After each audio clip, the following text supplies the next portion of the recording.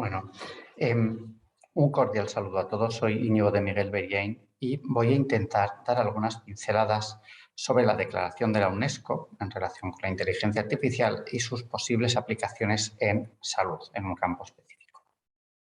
Me permitirán que empiece diciendo algunas cosas que entiendo que son quizás muy pertinentes.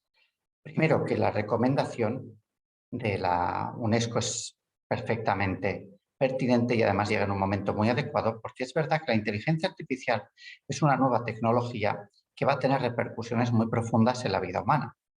Esto en el ámbito de la salud es perfectamente comprensible. Conforme introduzcamos consideraciones o utilizaciones de la inteligencia artificial, casi toda la forma en la que se ha organizado tanto la asistencia como la investigación en salud va a cambiar.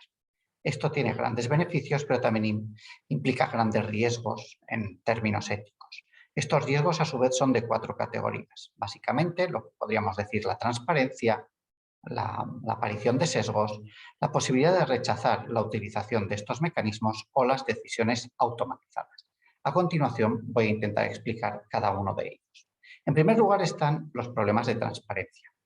En realidad, todos sabemos que la inteligencia artificial o los algoritmos que la fundamentan y la transparencia tienen una relación compleja. ¿Por qué es así? Por 3 motivos, fundamentalmente, o por 3 formas de opacidad que se hayan relacionadas con ellos. El primero es una opacidad que podríamos llamar vencible, porque está relacionada con el secreto industrial y con la idea de que el desarrollador muchas veces va a intentar mantener ese secreto. Esto es razonable, pero podríamos introducir mecanismos que permitieran impedirlo, como una serie de auditorías del algoritmo protegidos por acuerdos de confidencialidad. Es más complicado lidiar con lo que llamamos la opacidad explicativa, porque esto tiene que ver con cómo funcionan en sí los mecanismos de la inteligencia artificial. No establecen relaciones de causalidad, sino solo correlaciones. Solo nos van a decir qué está ligado a qué, pero no nos va a dar explicaciones causales. Y esto funciona muy mal con la mente humana. Y en tercer lugar está la opacidad epistémica, que se halla presente en mecanismos complejos de inteligencia artificial, los que funcionan con lo que llamamos aprendizaje automatizado machine learning, porque en estos casos el propio algoritmo aprende, con lo que ni siquiera los desarrolladores a veces están muy seguros de cómo está funcionando. Bien, teniendo esto presente y sabiendo que algunas de estas formas de opacidad son difíciles de combatir, lo lógico es que volquemos nuestros esfuerzos, que prefiramos a la hora de investigar aquellos sistemas de inteligencia artificial que son proclives a la transparencia, es decir, los que implican menor grado de opacidad. Esto es lo que deberíamos hacer. Y en segundo lugar, tendríamos que tener siempre presente que cuanto mayor sea la opacidad del mecanismo que utilicemos, mayor tiene que ser la transparencia del sistema de toma de decisiones. De manera que si, por ejemplo, en un sistema de salud vamos a utilizar datos para desarrollar los mecanismos de inteligencia artificial, sepa muy bien la persona, el data subject, el interesado que nos dé los datos, qué se va a hacer con ellos. Y si es un usuario, cómo se va a hacer todo el proceso de toma de decisiones. En segundo lugar está la cuestión de los sesgos. Esta es una cuestión compleja también. Sesgos normalmente tienen que ver con una cuestión de desviación de resultados que además siempre se dirige hacia el mismo lado. En ese sentido se diferencian del ruido, que es un problema de precisión, pero que se distribuye aleatoriamente. Los sesgos afectan fundamentalmente a unos colectivos, con lo cual aumenta la desigualdad social.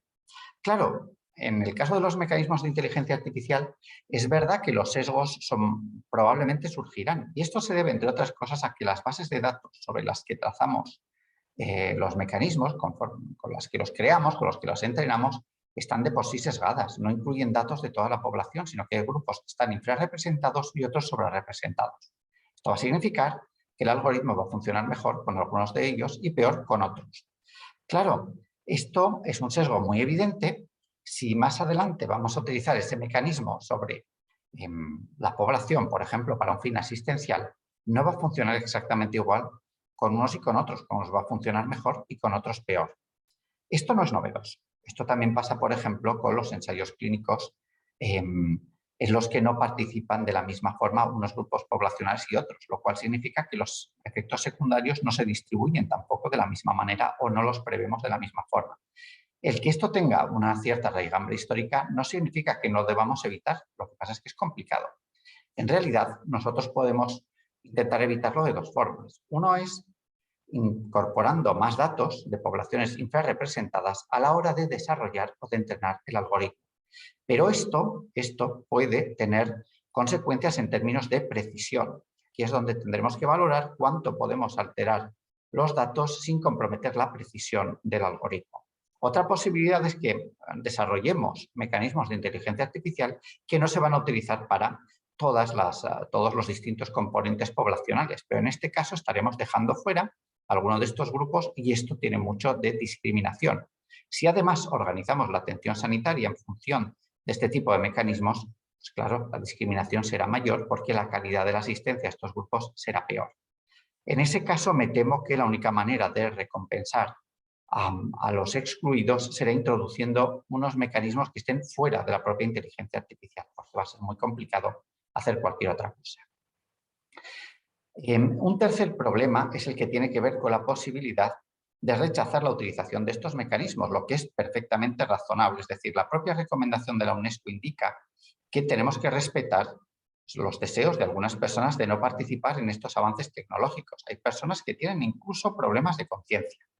En el entorno de salud, esto va a significar fundamentalmente que las personas van a tener una capacidad de oponerse a ciertos tratamientos de sus datos. Es decir, aquí lo fundamental va a ser los datos de salud que se van a utilizar en el contexto de inteligencia artificial.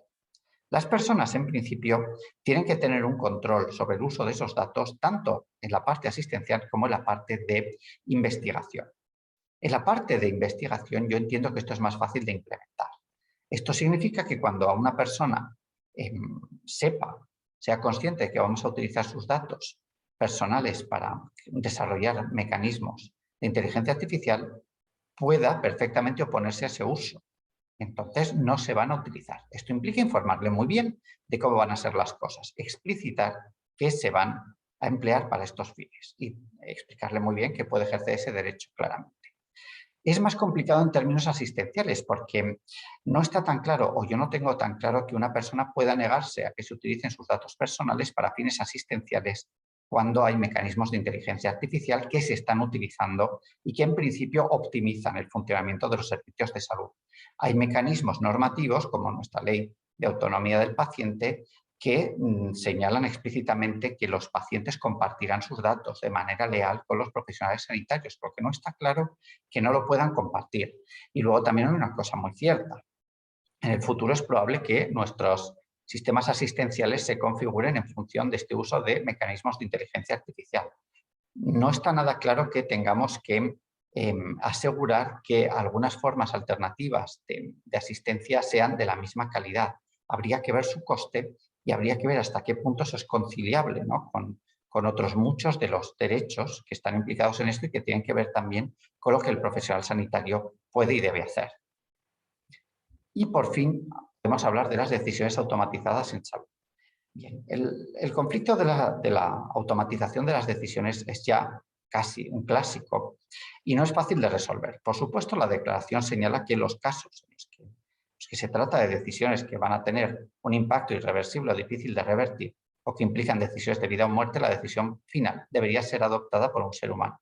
Esto está muy claro, pero es difícil saber qué significa, ¿no?, que esa decisión final la adopte un ser humano. Tenemos una pista, que es que el grupo de trabajo del artículo 29, que tenía que ver con la interpretación de la antigua normativa sobre protección de datos antes de que existiera el reglamento, ya dijo que esto significaba que la intervención humana tenía que ser decisiva, tenía que tener una influencia en el resultado, ¿no? No basta con que seas, por ejemplo, simplemente una aplicación rutinaria, ¿no?, una intervención rutinaria que se limitará, por ejemplo, a afirmar o a confirmar lo que dice la inteligencia artificial. La intervención ha de ser decisiva en el sentido de que el profesional debe poder adoptar una decisión alternativa a lo que indica el algoritmo. Esto en principio, en teoría está muy claro, pero en la práctica es muy difícil que consigamos esquivar esta automatización por varios motivos. En primer lugar está lo que podríamos llamar la propia eficiencia de los algoritmos. Si los algoritmos funcionan bien, si vemos que nos están dando muy buenas recomendaciones, es muy probable que se relajen los mecanismos de supervisión, por lo que en cierto sentido su éxito llevará emparejado un mayor grado de automatización. En segundo lugar están las consideraciones de medicina defensiva, claro. El profesional sanitario probablemente tenga más problemas si se separa de la línea de lo que marca la inteligencia artificial que si la sigue. Esto no pasará, por ejemplo, si es muy obvio que la inteligencia artificial está dando una recomendación descabellada, pero en caso de dudas, el profesional sanitario es muy probable que decida simplemente seguir lo que le dice el mecanismo para evitarse posibles problemas en un futuro. Y desde luego una buena supervisión es algo muy complicado, que lleva mucho tiempo, que implica muchos recursos, por lo que es difícil de implementar en la práctica. Es mucho más barato, mucho más sencillo ir a esa automatización. Por supuesto, lo que vayan a hacer los gestores de sistemas sanitarios en este sentido, pues es particularmente importante. Claro, dentro de todo esto queda como trasfondo esto tan importante que es decidir cómo vamos a conseguir que los pacientes puedan entender muy bien cómo se está utilizando la inteligencia artificial, cómo les va a llegar la información, qué tipo de explicación hay que darles y cuál va a ser el papel del profesional sanitario o de terceros que puedan entrar en la ecuación, como unos consultores que puedan intervenir como intermediarios entre quienes han creado el algoritmo o lo gestionan los profesionales sanitarios y los pacientes. Tendremos que articular buenos sistemas de este tipo en el futuro, pero lo que está claro es que nuestra investigación tendrá que ir orientada a facilitar, en primer lugar, que esa automatización no sea ni mucho menos inevitable. Todo mecanismo de inteligencia artificial debe incluir sistemas que eviten este tipo de decisión automatizada. Y, en segundo lugar, a crear culturas, organizaciones, nuevas formas de hacer las cosas. De ahí hay un campo de investigación muy importante que es necesario explotar. Espero que esto haya servido para indicar, aunque sea brevemente, lo que es más importante en este campo. Un cordial saludo y quedo a su disposición.